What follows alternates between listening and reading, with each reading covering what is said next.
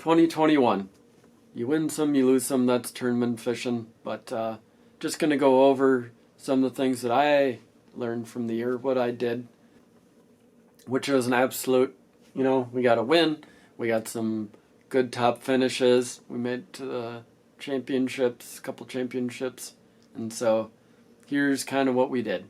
We'll start it off Coon Lake, post-spawn, always a tough time to catch fish.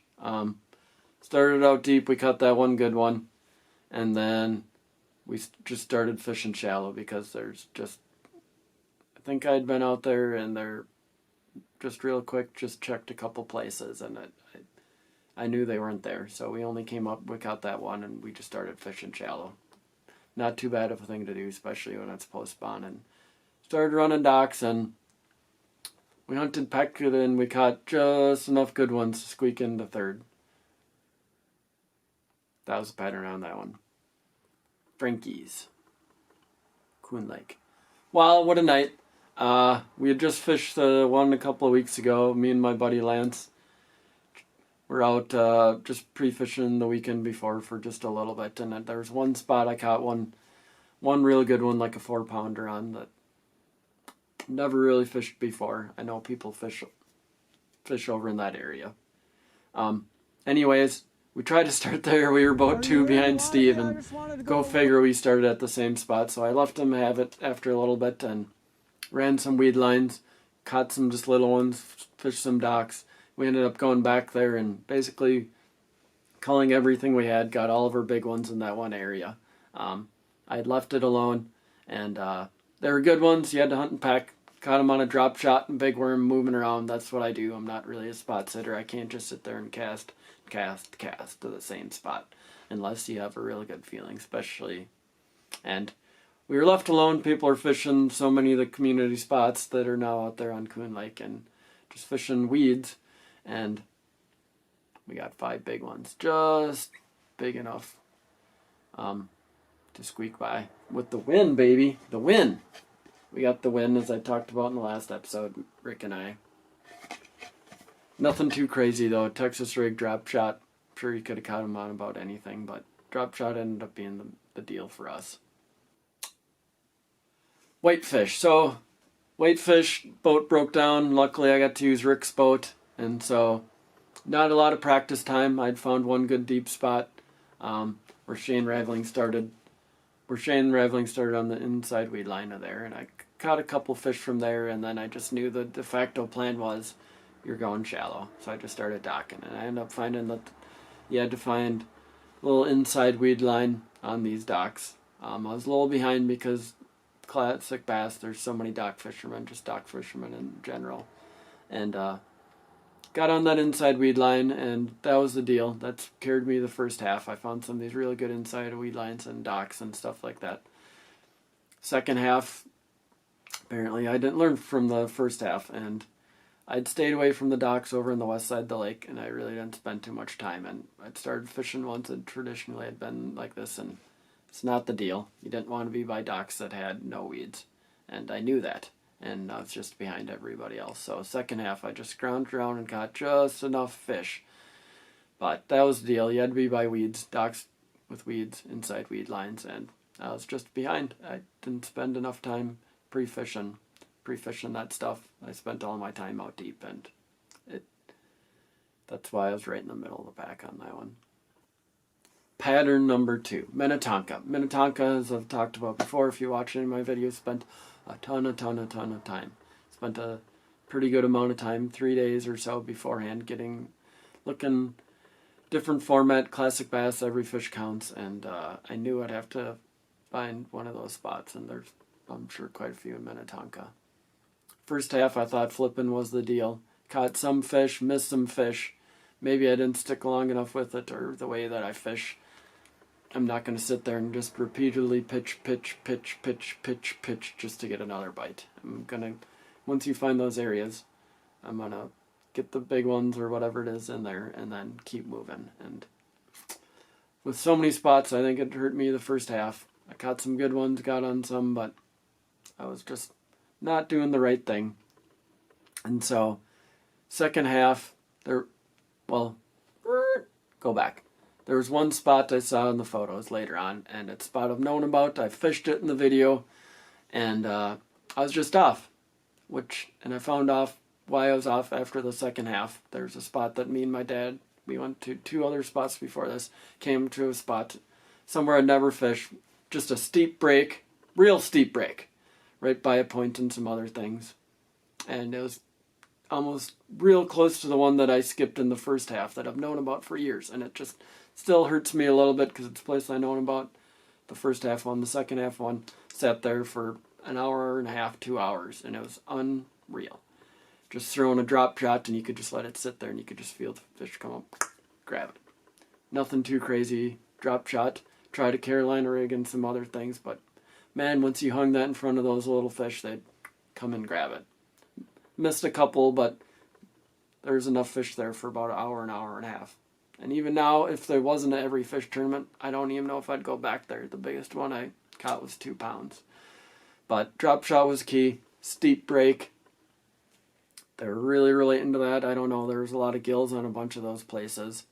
You know, when me and my dad rolled through there, there's a lot of bluegills down there. So I'm sure they're doing something if they're eating bluegills, chasing them into that steep break. I'm not for sure. You know, hindsight's 20/20 on that one, and I realized later on that I'd messed up, that I didn't look for enough of those places. I saved myself. At the end of the day, just getting on some coontail. One of the lakes was on fire. You know, after Kyle and I talked, we knew this lake was on fire, and I didn't have a lot of spots on there. He was doing good, and I wasn't going to go into there. But at the end of the day, there's one place that I went to, and it's funny once you sit there and fish for a while, how many were down there, and I caught 3 or 4, missed one that would have possibly jumped me up. Just some coontail, but it was on a lake that was on fire that's traditionally been on fire for Minnetonka. So that's what saved me. Pelican Lake. Wow. I got some help from my buddy Denny. He gave me a couple little places to try because he was there and absolutely hammered them in July. With that being said, I knew that I could just go and look for out of the reach spots, which is what I did. Spent a ton of time idling. Here's a screenshot of what I was looking for. It was just a little clearing in the weeds, and there's an unbelievable amount of those kind of places in Pelican Lake, at least with the water down the way it was now. A lot of these places. I probably made the mistake that I was drop shotting, sitting there hanging over their heads, and it didn't work out. I could catch fish on each one. Specific, I didn't have my graphs run right, but after I realized I should have stayed away and cast it. And that's the way that the tournament was won. The guy apparently won it, you know, game of inches or whatever. I know I saw the guy fish this island and then come around, and I just scanned there, and I must have just been, you know, super close to missing this one particular hole where, congrats to Adam, he found those fish in, and I definitely did not. I just a little bit out of the way. Scanned a lot of the lake, a lot of those little piles, but drop shotting, except for the one little area that I show where I got a couple fish. Caught a couple fish live scoping, but those were also little holes, depressions, and the deep rock pattern that I thought that I spent the last hour of the first half going to do at the end was no good. There's some fish on it in practice. I caught one that went 1 pound, but that pattern went away. You needed weeds. You needed holes in the weeds, rocks by weeds, or else real shallow rocks. And that deeper rock it didn't play for in the tournament. Even though I ran and did it, you had to find those holes. And I idled, and there's a lot of that on Pelican Lake. The fish were dumb. It's a great place to be. This tournament is always fun. Bragging rights and everything. We won last year, and we spent the whole morning. It's a shallow water lake. It's been flooded for a number of years. The water came down. Water here in Minnesota had been coming down in August, and so spent a lot of time on the bank, fishing the bank. You know, even though you could tell the other people in the tournament were started out deep because they'd been out there. Even boat one, Seth and Dan started right on a deep spot, and we saw them catching fish. We kept doing kind of what we'd done in the past, the last number of years when the water's been up, fishing wood, fishing shallow. Didn't pay off. We ended up coming out off the bank a little bit. Kyle just looks down his active target and it's just like, look at all them fish. He's like, get up here. And then basically from that moment on, it was an absolute smash fest. And you definitely had to be off the bank. That's how it was won. Even Lars and Mikey were fishing weeds in front of the ramp because their motor went down. But they were out fishing weeds too. So it was definitely the pattern on that lake for the year. Was fishing weeds, getting off the bank. Those big ones were still there. They had just moved out. And man, were they out there. The number that Kyle got off the bank there was pretty astronomical. You could see him on the live scope, sitting by these little holes in the weeds and such.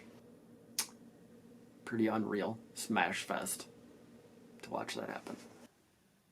Another technique from the year, Tournament of Champions, Greenhorn Bass, North-South Center Lake. Kyle and I have spent a ton of time. Kyle lives right by it. Just fished a tournament there the week before. Did not go according to plan, And so for this tournament, I found one little out of the way weed line, and you can see Kyle adjusted and caught a couple fish there in the morning, and then we basically just started running spots, which is the way that I like to fish.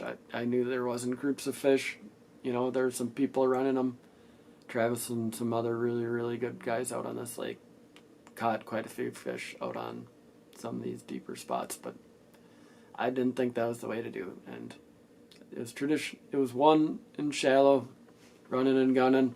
We caught a couple shallow, we caught a couple deep, but there's a couple of things here, a couple of things there. It wasn't like a smash fest. It wasn't where we were sitting there making one specific cast. We kept her going, fishing a bunch of spots we know because we've spent a lot of time there over the years, fishing weeds, fishing docks, fishing rocks, fishing wood. We did it all. North-South Center Lake is a great lake for that. It's a pattern lake, scrap and run. Like there's times when those groups of fish are there, and there's times when there's fish other places. That doesn't make any sense. There's a lot of fish everywhere, and there's sometimes when they're grouped out deep, and there's sometimes where you just gotta run stuff. Depends on the time of the year. So we got her close. It was an absolute blast of a day. And that is the patterns that I went through from tournaments and just what I had learned through the year. Try to do my best. Think I spent a lot more time. I learned this year in the Champs Tour that I had to spend more time sitting down, or else if you're up shallow, you had to move. And so that's what I learned through the year for patterns, what I did. All right, hope it helps. Thanks. Bye.